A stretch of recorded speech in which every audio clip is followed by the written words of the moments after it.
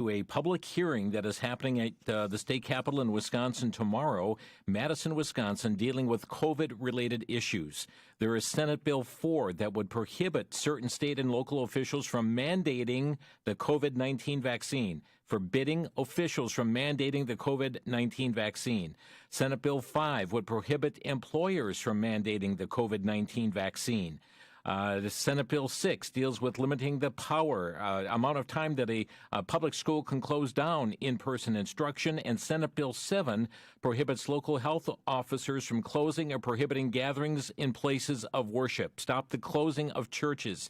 These four bills introduced into the Madison legislature have a public hearing that will be taking place at noon Thursday. That is tomorrow, noon Thursday at the room 417 North at the state capitol.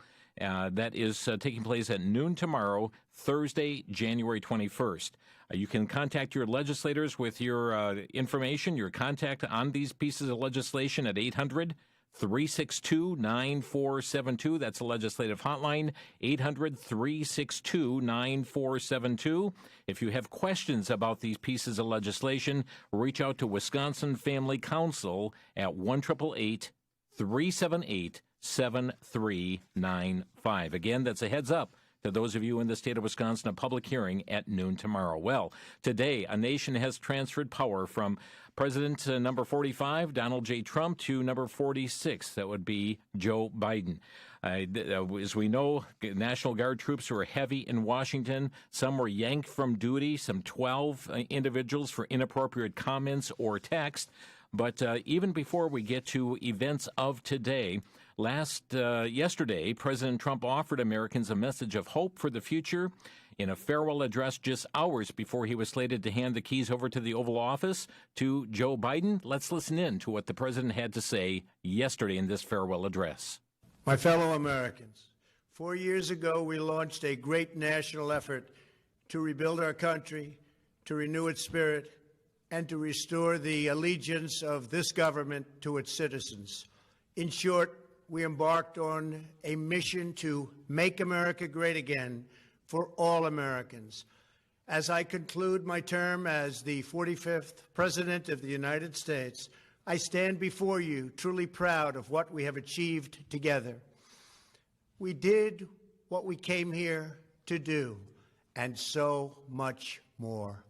This week, we inaugurate a new administration and pray for its success in keeping America safe and prosperous. We extend our best wishes, and we also want them to have luck, a very important word. I'd like to begin by thanking just a few of the amazing people who made our remarkable journey possible. First, let me express my overwhelming gratitude for the love and support of our spectacular First Lady, Melania. Let me also share my deepest appreciation to my daughter Ivanka, my son-in-law Jared, and to Barron, Don, Eric, Tiffany, and Lara. You fill my world with light and with joy.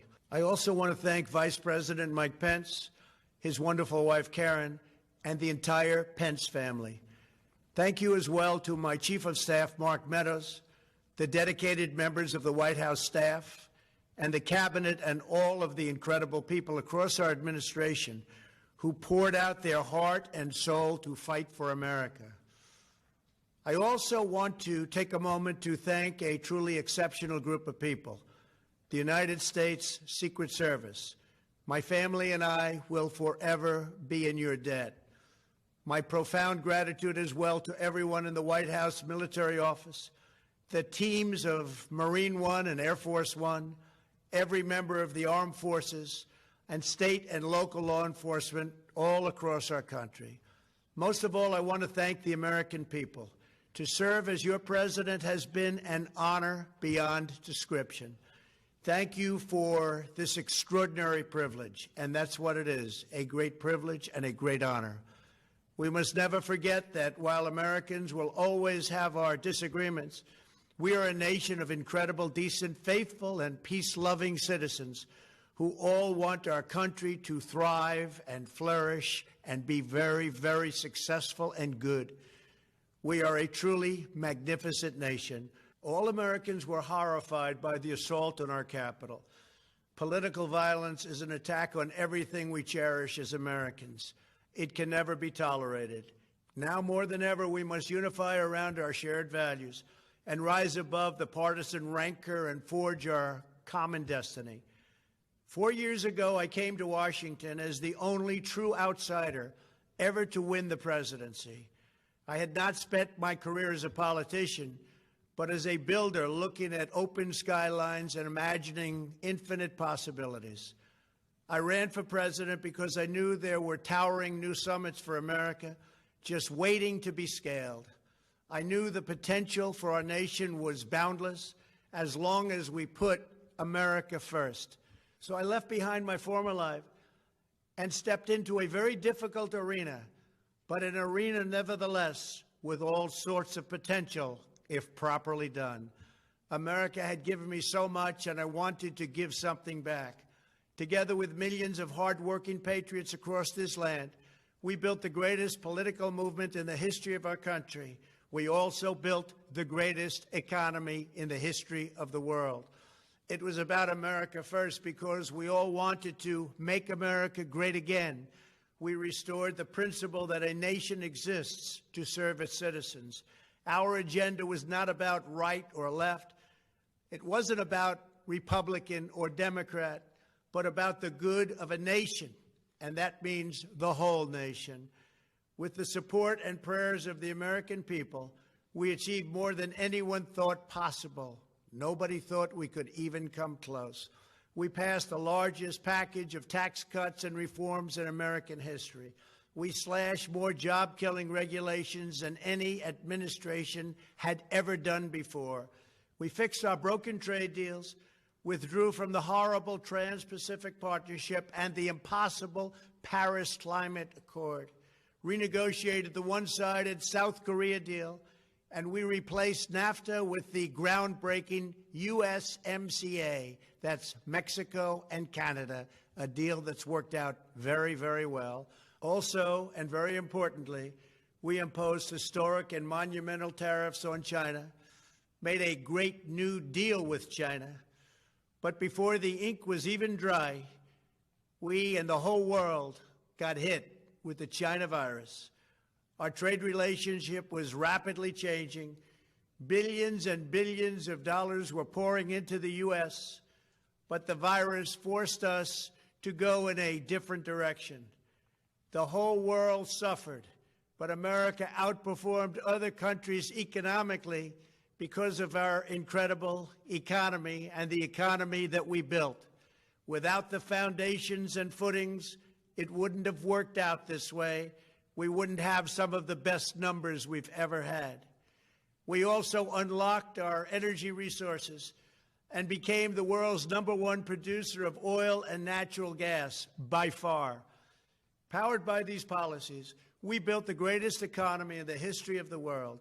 We reignited America's job creation and achieved record low unemployment for African Americans, Hispanic Americans, Asian Americans, women, almost everyone.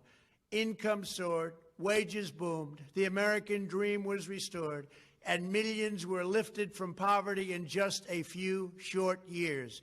It was a miracle. Stock market set one record after another with 148 stock market highs during this short period of time and boosted the retirements and pensions of hardworking citizens all across our nation. 401ks are at a level they've never been at before. We've never seen numbers like we've seen, and that's before the pandemic and after the pandemic. We rebuilt the American manufacturing base, opened up thousands of new factories, and brought back the beautiful phrase, made in the USA. To make life better for working families, we doubled the child tax credit and signed the largest ever expansion of funding for child care and development.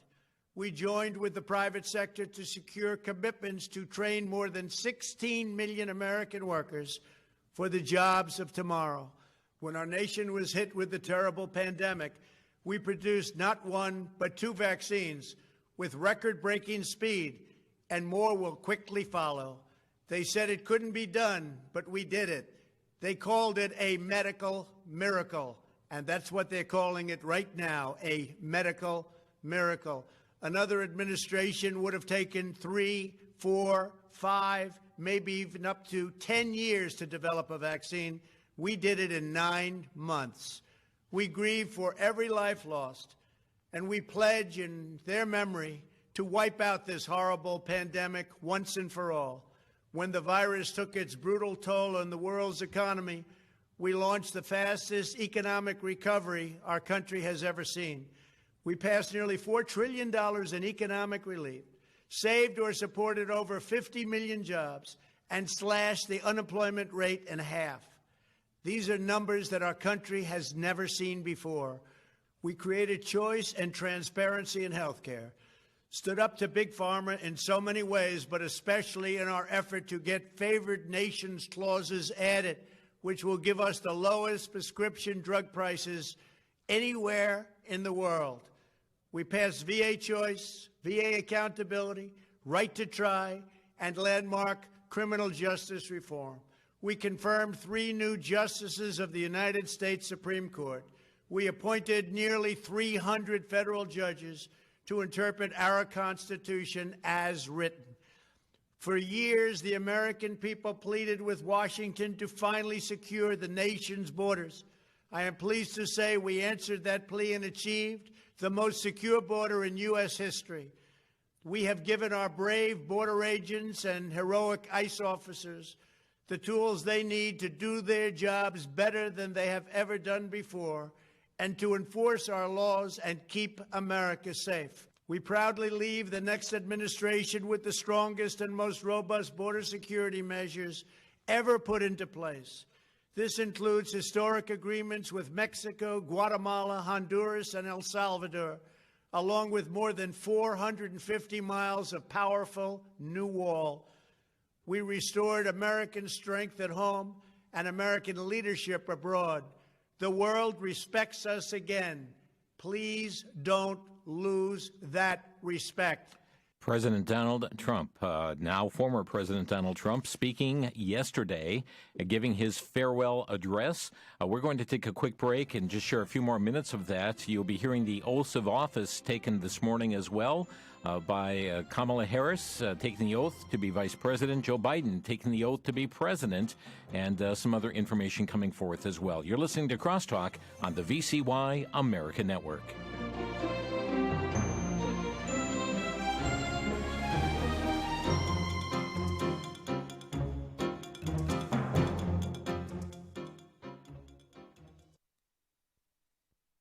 Back to Genesis with Dr. John Morris, Noah's Ark explorer from the Institute for Creation Research. Dr. Morris, where did Noah build the ark? Chris, we simply don't know where Noah lived nor where he built his boat. This is because the flood of Noah's day totally restructured the surface of the earth. There are no geographical remnants of that pre-flood world. Everything about that world is totally gone. Now, it is true that 2 of the 4 rivers named before the flood are the same names as today's rivers, but I suspect that Noah named these rivers like he did because they reminded him of the previous rivers. They couldn't have been the same because beneath these rivers are tens of thousands of feet of flood-deposited strata. They simply didn't exist before the flood. At least that's how I see it from a back to Genesis perspective. To learn more about creation, get our free DVD called That's a Fact. Visit our web store at icr.org/store and use the promo code FACT at the checkout when ordering your That's a Fact DVD.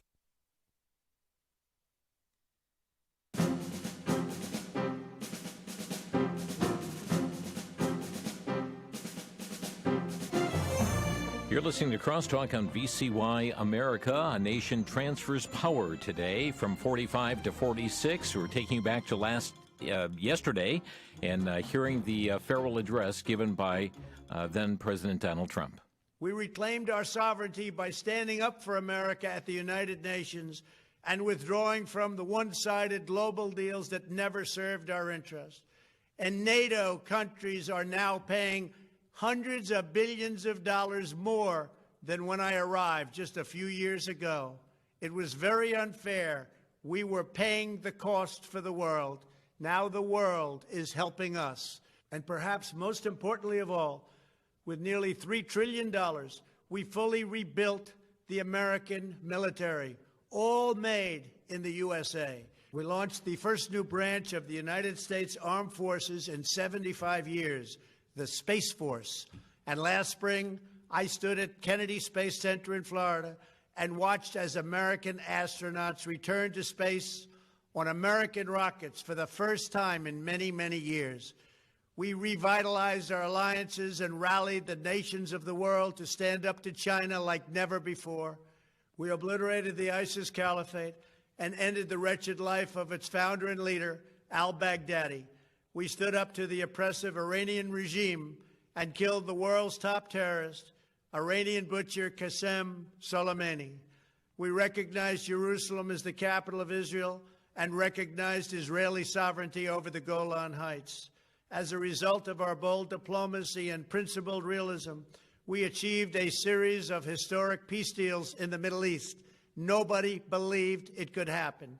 The Abraham Accords opened the doors to a future of peace and harmony, not violence and bloodshed. It is the dawn of a new Middle East, and we are bringing our soldiers home. I am especially proud to be the first president in decades who has started no new wars. Above all, we have reasserted the sacred idea that in America, the government answers to the people. Our guiding light, our North Star, our unwavering conviction has been that we are here to serve the noble, everyday citizens of America. Our allegiance is not to the special interests, corporations, or global entities. It's to our children, our citizens, and to our nation itself. As president, my top priority, my constant concern, has always been the best interests of American workers and American families. I did not seek the easiest course. By far, it was actually the most difficult. I did not seek the path that would get the least criticism. I took on the tough battles, the hardest fights, the most difficult choices, because that's what you elected me to do.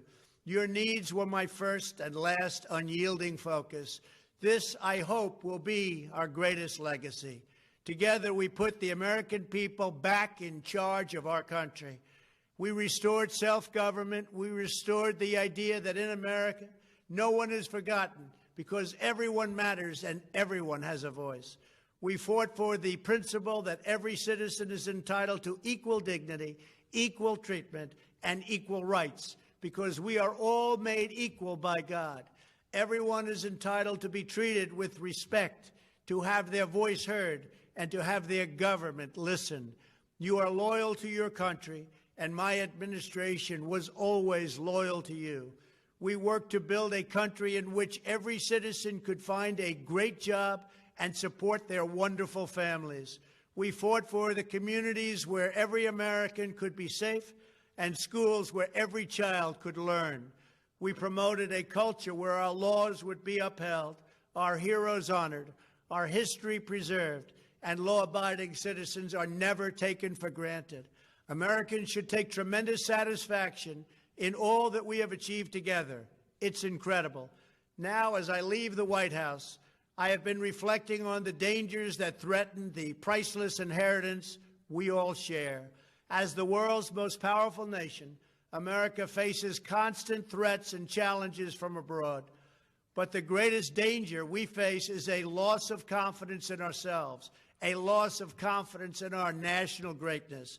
A nation is only as strong as its spirit. We are only as dynamic as our pride. We are only as vibrant as the faith that beats in the hearts of our people. No nation can long thrive that loses faith in its own values, history, and heroes, for these are the very sources of our unity and our vitality. What has always allowed America to prevail and triumph over the great challenges of the past has been an unyielding and unashamed conviction in the nobility of our country and its unique purpose in history. We must never lose this conviction. We must never forsake our belief in America. The key to national greatness lies in sustaining and instilling our shared national identity. That means focusing on what we have in common, the heritage that we all share. At the center of this heritage is also a robust belief in free expression, free speech, and open debate. Only if we forget who we are and how we got here could we ever allow political censorship and blacklisting to take place in America. It's not even thinkable. Shutting down free and open debate violates our core values and most enduring traditions. In America, we don't insist on absolute conformity or enforce rigid orthodoxies and punitive speech codes. We just don't do that. America is not a timid nation of tame souls who need to be sheltered and protected from those with whom we disagree. That's not who we are. It will never be who we are. For nearly 250 years, in the face of every challenge, Americans have always summoned our unmatched courage, confidence, and fierce independence. These are the miraculous traits that once led millions of everyday citizens to set out across a wild continent and carve out a new life in the Great West. It was the same profound love of our God-given freedom that willed our soldiers into battle and our astronauts into space. As I think back on the past 4 years, one image rises in my mind above all others. Whenever I traveled all along the motorcade route, there were thousands and thousands of people. They came out with their families so that they could stand as we passed and proudly wave our great American flag. It never failed to deeply move me. I knew that they did not just come out to show their support of me. They came out to show me their support and love for our country. This is a republic of proud citizens who are united by our common conviction that America is the greatest nation in all of history. We are and must always be a land of hope, of light, and of glory to all the world. This is the precious inheritance that we must safeguard at every single turn. For the past 4 years, I have worked to do just that. From a great hall of Muslim leaders in Riyadh to a great square of Polish people in Warsaw, from the floor of the Korean Assembly to the podium at the United Nations General Assembly, and from the Forbidden City in Beijing to the shadow of Mount Rushmore, I fought for you, I fought for your family, I fought for our country. Above all, I fought for America and all it stands for, and that is safe, strong, proud, and free. Now, as I prepare to hand power over to a new administration at noon on Wednesday, I want you to know that the movement we started is only just beginning. There's never been anything like it. The belief that a nation must serve its citizens will not dwindle, but instead only grow stronger by the day. As long as the American people hold in their hearts deep and devoted love of country, then there is nothing that this nation cannot achieve. Our communities will flourish, our people will be prosperous, our traditions will be cherished, our faith will be strong, and our future will be brighter than ever before. I go from this majestic place with a loyal and joyful heart, an optimistic spirit, and a supreme confidence that for our country and for our children, the best is yet to come. Thank you and farewell. God bless you. God bless the United States of America. Donald Trump is President 45, giving his farewell address yesterday. In that address, and we'll have some comments here about this morning as well, but as we told you, the National Guard troops were there. The crowds were not there. Instead, the mall had lots of flags put over it. Flying, some 2,000 National Guard troops were also sworn in as U.S. Marshals, giving the Guardsmen temporary limited law enforcement authority. An interesting statement was made by the acting Department of Homeland Security Deputy Secretary, indicating this as Ken Cuccinelli, who said that on the program, The Story with Martha McCallum, He said yesterday that House Speaker Nancy Pelosi requested National Guards to be sent to D.C., even requesting crew-manned machine guns. And, folks, that's quite a sharp contrast, they point out, how she reacted when President Trump wanted to use military to deal with violence from nationwide Black Lives Matter. Saying then, at that time, violence has no place and violence must be addressed, she told NPR. But she said there is no reason for the U.S. military to be called out for this. Also, Pelosi accused religious Americans who cast votes for Donald Trump or selling out the U.S. over on the issue of abortion. She appeared on a special episode of the former Secretary of State Hillary Clinton's podcast, You and Me Both, and during this roughly 30-minute conversation, she, along with Hillary Clinton, reflected on what brought Trump to the White House, casting blame on religious Americans and their opposition to abortion, saying they were willing to sell the whole democracy down the river for that one issue. Also, yesterday, as President Trump is giving this speech, and through the course of events yesterday, Mitch McConnell also took to the Senate floor. The last time the Senate convened, we had just reclaimed the Capitol from violent criminals who tried to stop Congress from doing our duty. The mob was fed lies. They were provoked by the president and other powerful people. That was Mitch McConnell saying that the people were fed lies and blamed the president for that as well. Well, President Donald Trump did leave the White House this morning. It took Marine One to joint Andrews Air Force Base, and there addressed a crowd as well and had a final statement before going to aboard Air Force One.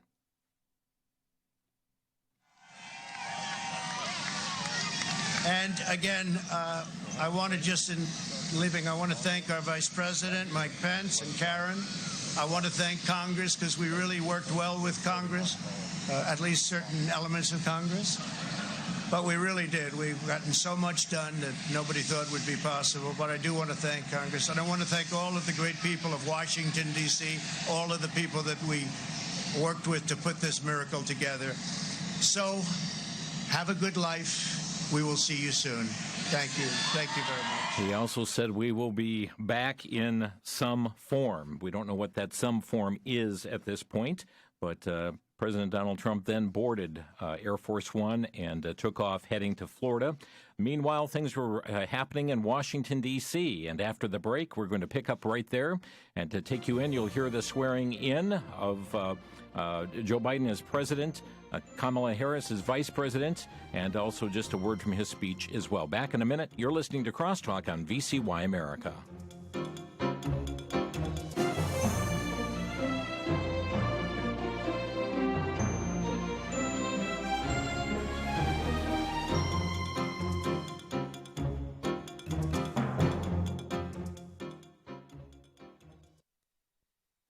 From the invention of writing, this world has been mostly ruled by kings.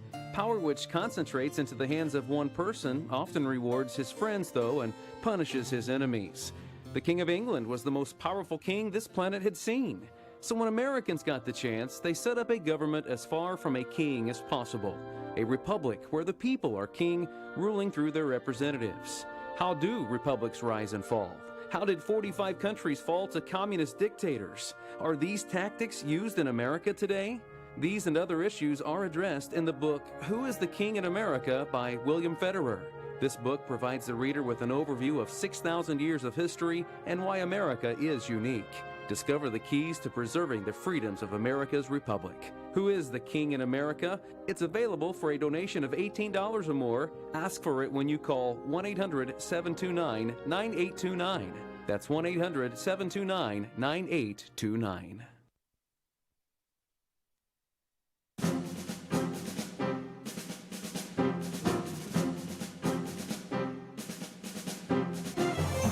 A nation transfers power from 45 to 46. It all transpired here earlier today. And Joe Biden took oath of office. Kamala Harris took oath of office. And they began, first of all, with the oath of office for the vice presidency of the United States. Please raise your right hand. This is and repeat Sotomayor. after me. I, Kamala Davy Harris, do solemnly swear I, Kamala Davy Harris, do solemnly swear that I will support and defend the Constitution of the United States that I will support and defend the Constitution of the United States against all enemies, foreign and domestic, against all enemies, foreign and domestic, that I will bear true faith and allegiance to the same, that I will bear true faith and allegiance to the same, that I take this obligation freely that I take this obligation freely without any mental reservation or purpose of evasion, without any mental reservation or purpose of evasion, that I will well and faithfully discharge that I will well and faithfully discharge the duties of the office on which I am about to enter. the duties of the office upon which I am about to enter.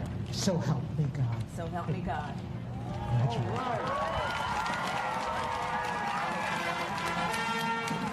So at that point, Kamala Harris, now Vice President Kamala Harris, as she took that oath of office, and that, again, was administered by Supreme Court Justice Sotomayor. Then, shortly thereafter, it was Joe Biden, former Vice President Joe Biden, then taking the oath of office as administered by the Chief Justice of the Supreme Court, John Roberts. Please raise your right hand and repeat after me. I, Joseph Robinette Biden, Jr., do solemnly swear I, Joseph Robinette Biden, Jr., do solemnly swear that I will faithfully execute that I will faithfully execute the office of President of the United States the office of President of the United States and will, to the best of my ability, to the best of my ability, preserve, protect, and defend preserve, protect, and defend the Constitution of the United States. the Constitution of the United States. So help you God. So help me God. Congratulations, Mr. President. And there, Joe Biden became the 46th President of the United States after taking that oath of office. Shortly thereafter, he gave his inaugural address. We'll take time here to share just the beginning of that address with you here. Chief Justice Roberts, Vice President Harris, Speaker Pelosi, Leader Schumer, Leader McConnell, Vice President Pence, and my distinguished guests, my fellow Americans. This is America's day. This is democracy's day, a day of history and hope, of renewal and resolve. Through a crucible for the ages, America has been tested anew, and America has risen to the challenge. Today, we celebrate the triumph not of a candidate, but of a cause, the cause of democracy. The people, the will of the people, has been heard, and the will of the people has been heeded. We've learned again that democracy is precious, democracy is fragile, and at this hour, my friends, democracy has prevailed.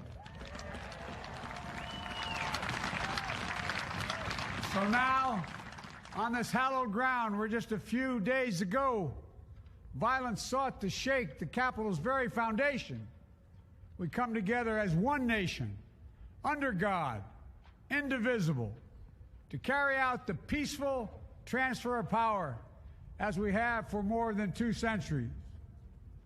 As we look ahead in our uniquely American way, restless, bold, optimistic, and set our sights on the nation we know we can be and we must be. He went on with this speech and then had later closed it off by saying, "My fellow Americans, I close today where I began with a sacred oath before God and all of you. I give you my word. I will always level with you. I will defend the Constitution." He said, "I'll defend our democracy. I'll defend America, and I will give all of you, keep everything you," is how he's put it. "I do you in service, thinking not of power, but of possibilities, not of personal interest, but for the public good. And together we shall write an American story of hope, not fear, of unity, not division, of light, not darkness, a story of decency and dignity, love and healing, greatness and goodness." It's interesting as all of this is unfolding today and people were assembling at the Capitol that NARAL Pro-Choice America sent out an email blast saying there are big plans for reproductive freedom, saying this: "With our new president and vice president sworn in, our newly elected Democratic majority in the Senate back in session, and a pro-choice majority in the House, Our movement for reproductive freedom is poised to make 2021 our year. Now, it was interesting that Pelosi and Clinton talked about the matter of abortion being what was driving people, but folks, this is what is driving those who were very much in opposition to President Trump, the word abortion. Here it is from their press release today, or from their email alert today. We're asking the Biden-Harris administration to expand access to reproductive health care by removing harmful and medically unnecessary restrictions on medication abortion care during COVID-19, to initiate a comprehensive FDA review of medication abortion, a safe, effective, FDA-approved option for ending an early pregnancy. It's not safe for the baby, folks. There's always a fatality, so that people's access to care reflects science, not politics. Science says life begins at conception, by the way. That's what true science says.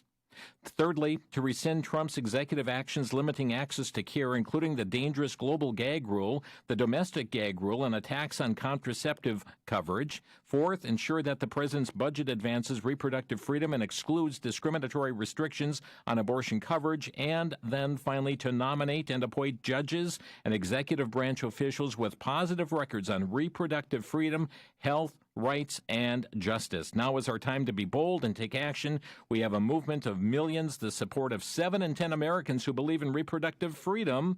I don't believe those numbers, and Democrats in control of both chambers of Congress and the White House. Well, NARAL, Pro-Choice America, speaking up here today with their push for the Biden-Harris administration now to expand what they call reproductive freedom.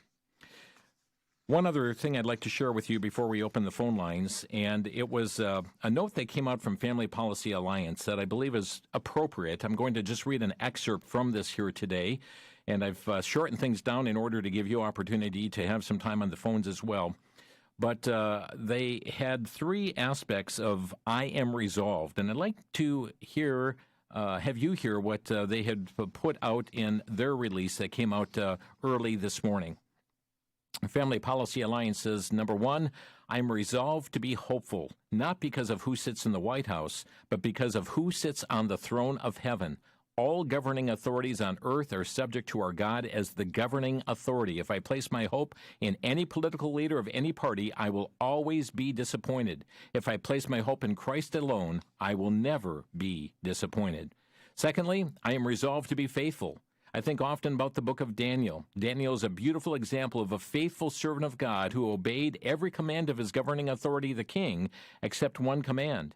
In other words, he rendered unto Caesar everything that was Caesar's, but when Caesar tried to take what was God's, Daniel had no choice except to disobey Caesar in order to obey God. And God blessed him and cared for him. And then thirdly, I am resolved to be prayerful. God's word commands us to pray for those who have governing authority over us. On this, his word is clear. So today, I will pray for President Biden and his incoming administration, for God's wisdom for them, for their salvation, for their families. I will pray God would work in and through them for his purposes and his glory. I will also pray for President Trump, First Lady Melania, and their family as they make this transition out of the White House, thanking God for all the work, protecting the lives of babies in the womb and their mothers, and for religious freedom. We know our Pledge of Allegiance says one nation under God, but we'd like to refocus that. It's a time to emphasize the under God part. We are only a nation because of God. We engage in our form of government because of God, and we're all subject to God first in how we engage and behave in our nation and form of government. That from Craig DeRoche.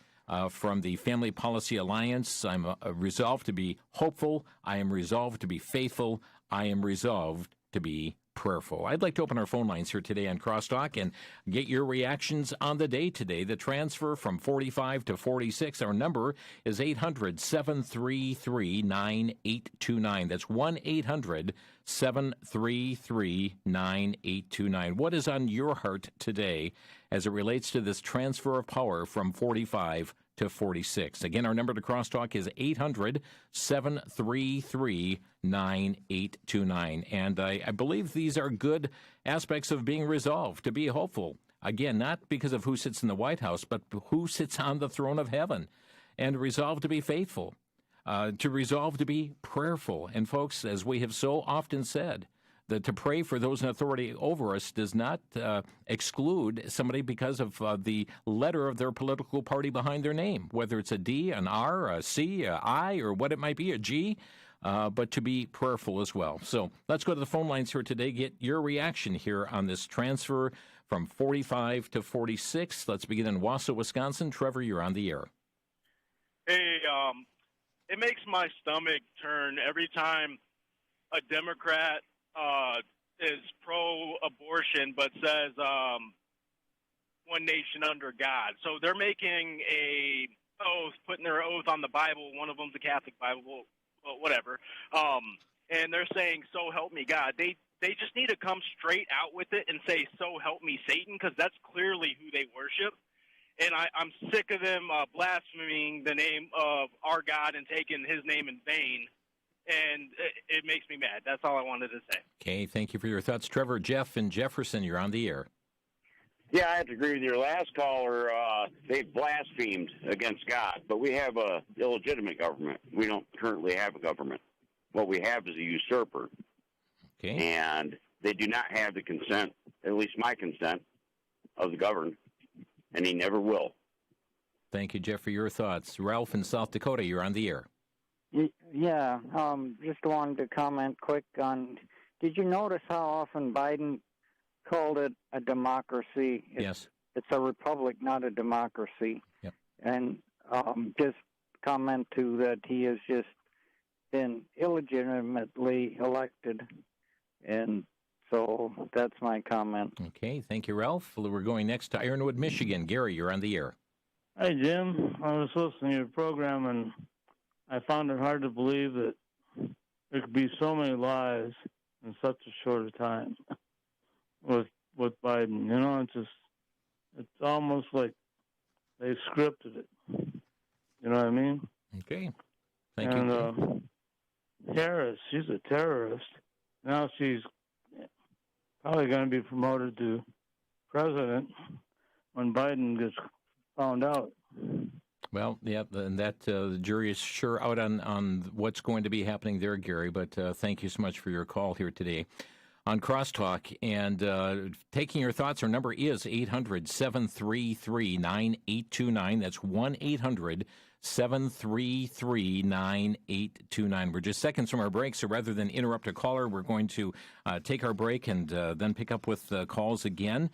We do know that after the ceremony at the Capitol, that President Biden did go to the White House then, where there were a series of executive orders to be signed, and we've already foreshadowed here in previous broadcasts what those executive orders would be doing.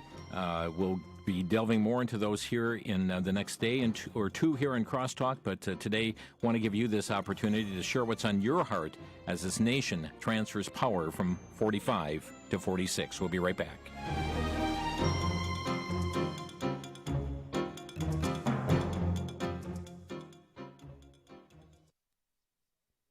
For the Worldview Report, I'm Brandon House. Our website is worldviewreport.com. Well, it looks like we're just hours from a new administration, the Biden administration. What can we expect? Well, we don't have to guess. Secular Democrats have already put out a report, 25 pages. Not very long. But what do they cite as their main target in a Biden administration? Conservative people of faith. They openly talk about using a Biden administration to decide who is a legitimate nonprofit church and who is not. And how will they decide that? Based on whether or not you teach a Judeo-Christian worldview in the area of public policy.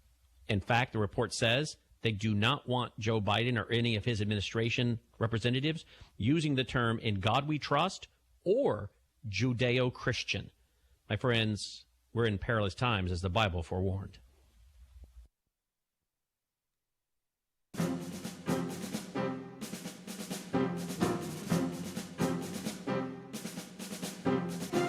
You're listening to Crosstalk on VCY America as a nation transfers power from 45 to 46. Actually, folks, it's still we the people, is it not? Or that's what it's supposed to be. Let's pick up with more phone calls here today on Crosstalk. Courtney in Miami, Florida. Good afternoon, Courtney. God bless all you saints.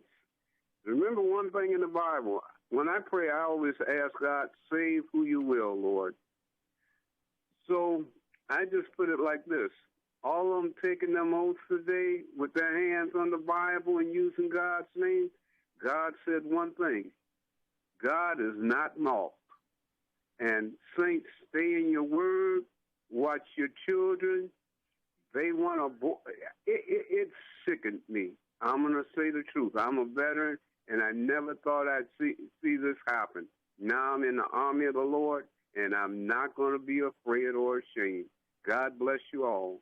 God bless you too, Courtney. Thank you for calling. Rob in Pennsylvania, you're on the air. Yeah, hi. I just want to say I think today was a great day for the nation. We had a smooth transition of power with no insurrection, and I'm just looking forward for the next 4 years, and I just pray for our country. Thank you, Rob. We've got David in Kentucky. You're on the air. Yes, Jim. Thank you for taking my call, and I'll try to be brief. If I may compare our President Trump to to perhaps a type and a shadow of John the Baptist, and if I may mention, Jim, President Trump was not my first choice 5 years ago when he announced running for president. But I am sure thankful and grateful the Lord put him where he did for 4 years. Perhaps he finished everything the Lord wanted him to do in those 4 years.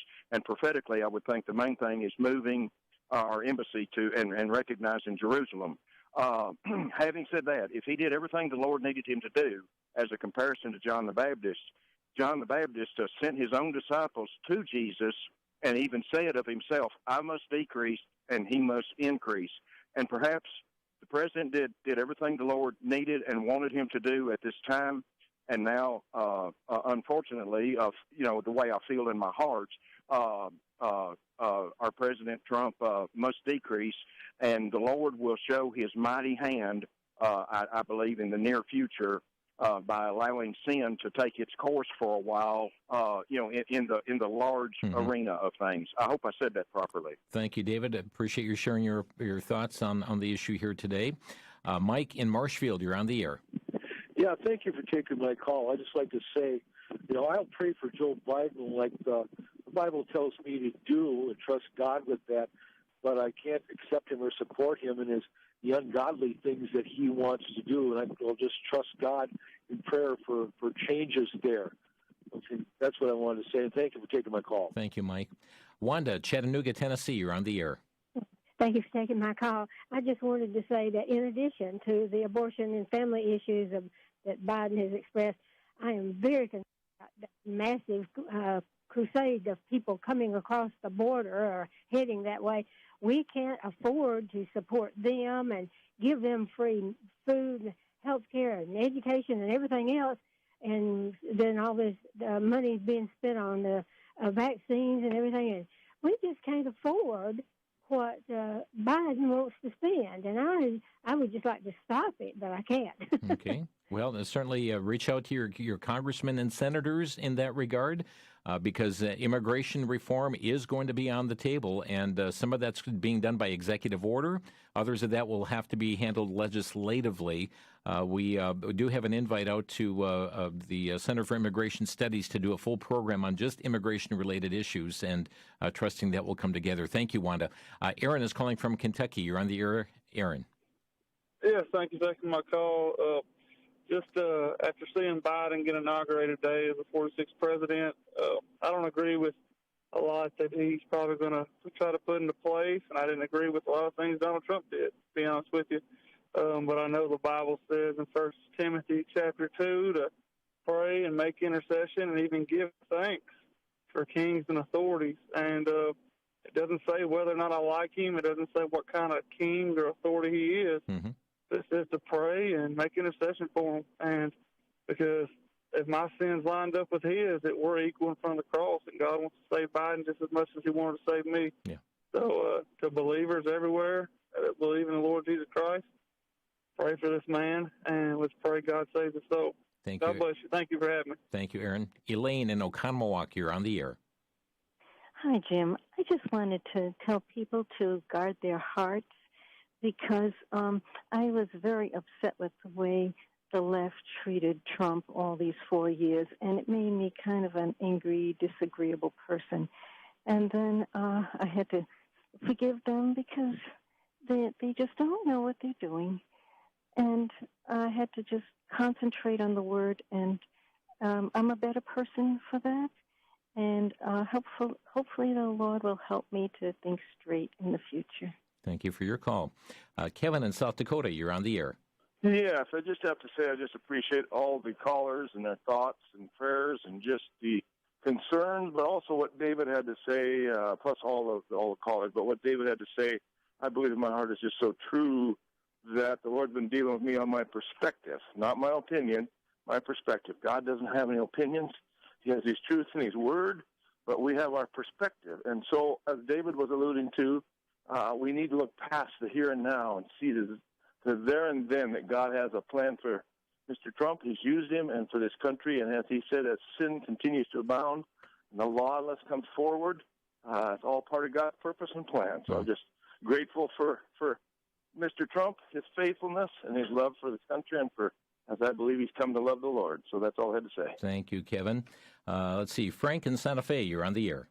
I think Mr. Biden is getting a little bit of a raw deal right now. You got to give the man a chance, and I hope, sir, that, I'm an open-minded. I'm a Catholic over here in the Southwest. Mm-hmm. I just hope it's not anti-Catholicism. He's a Catholic. He's a good man. He went to Mass today. Well, I believe he did that. I believe his heart's in the right place. Okay, so his heart's in the right place. So killing the life of the unborn, that's acceptable? That's biblical? No, he's. When people say he's pro-choice, he's not pro-abortion. We want alternatives. Yeah, you know what? Let me just say this, Frank, because the time we're just seconds away from ending. But indeed, to be pro-choice is indeed pro-abortion.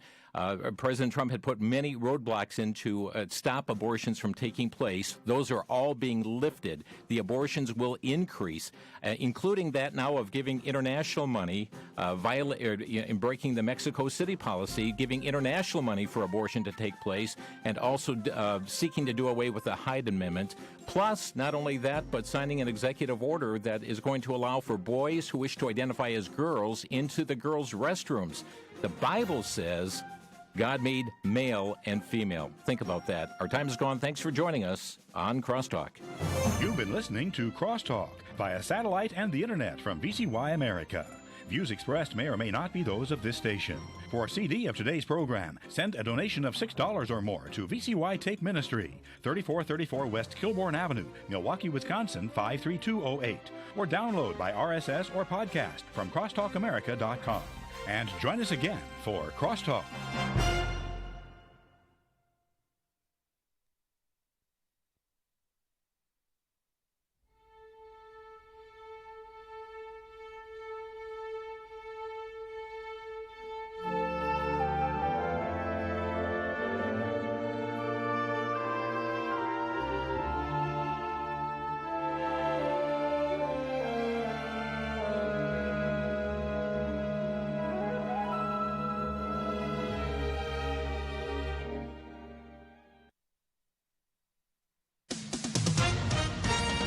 With SRN News, I'm John Scott.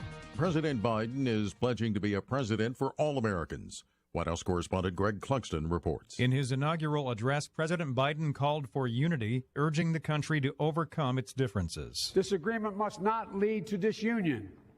And I pledge this to you. I will be a president for all Americans. All Americans. The presidential transfer of power took place on the west front of the Capitol under tight security. History was made when Kamala Harris was sworn in as the first woman and person of color to be an American vice president. Greg Clugston, Washington. He did not attend the inauguration, but before he left Washington this morning, former President Trump did offer his best wishes for the country and the incoming Biden administration. The future of this country has never been better. I wish the new administration great luck and great success. Also at SRNnews.com, President Biden's pick for Defense Secretary cruises through his confirmation hearing in the Senate. The House prepares to change a rule to allow him to hold office. Bernie Bennett has details. On Thursday, the House is expected to consider H.R. 335,